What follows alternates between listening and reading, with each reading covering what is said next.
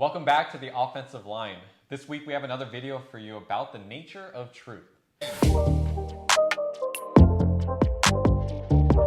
When we started this series, we talked about truth in the general sense. We then talked about epistemology, which asks and answers questions that help us to understand where truth comes from.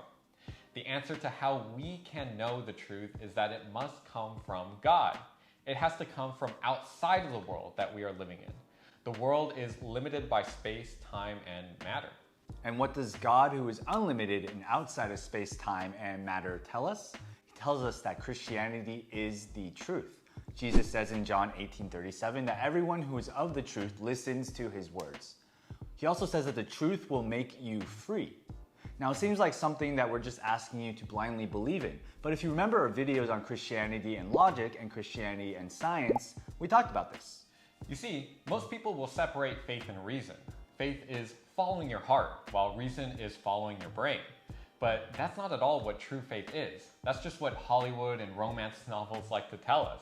In fact, the faith talked about in the Bible is a reasonable faith. It is a faith that makes sense. We aren't jumping off into the unknown, but we are trusting God and His Word that can be known. So here are some reasons for how we know that Christianity is the truth. The first is in history. You can check out our video on how we can know that Jesus is an actual historical figure. But it's not just Christian historians who say this. Even some non-Christian sources talk about Jesus. Here are some names if you're interested in checking them out. Tacitus, a Roman historian. Pliny the Younger, a governor of a province under the Roman Empire. Josephus, a Jewish historian, all give testimony to many of the events recorded in the Gospels. And if there was reason to believe that Jesus was in fact crucified, and there was in fact an empty tomb with a giant stone rolled away, how can we explain them? And that's just the person of Jesus. But archaeological discoveries about ancient civilizations also confirm events recorded in the Bible. But it's not just history. There's also evidence in creation. Think about it. All that we see around us points to the existence of God, and that's exactly what Romans 1 tells us.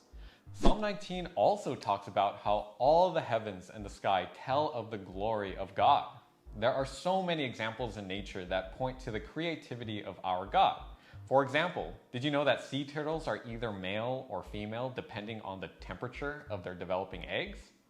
You can learn all about this and more with our friends over at Creation is Cool. That's really cool. I love the work that they're doing over there, creating videos for the purposes of telling people about the truth about our God through what He has created. See, not only do we know Christianity to be true through the creation that we can actually see, but we also through how we think as well. In fact, when we point to things like logic and reason, what we are doing is actually validating the existence of God, even if we don't realize it.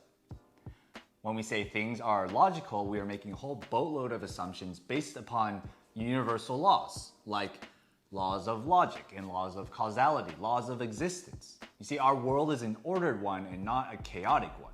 An order comes from an ordered being, namely God. And lastly, there is the evidence of prophecy. In the Old Testament, we have hundreds of detailed prophecies written years before the events took place.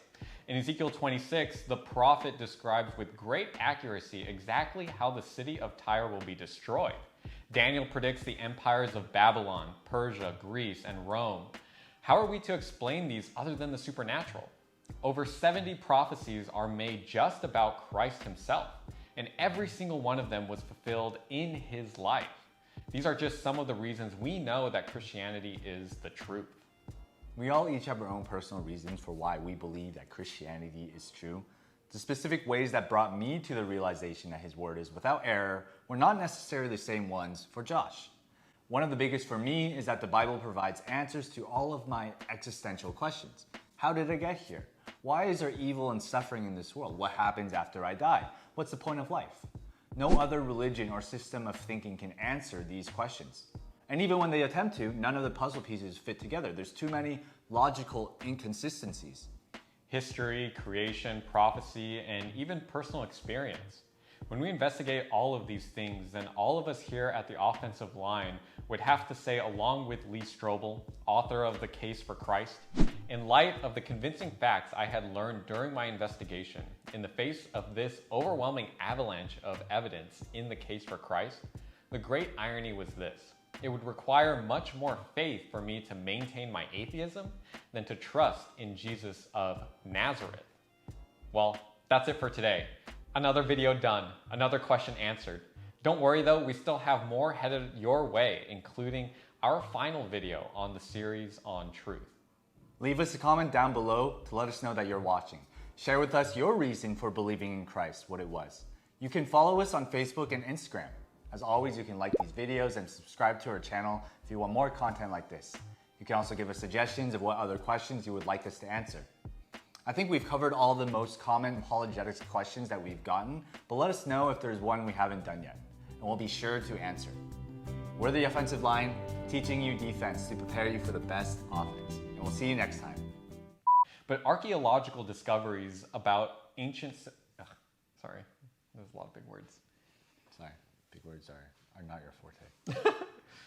How else can we explain them? How else can we explain them? I'm really sorry, guys. Oh man. He always gives himself the easy lines.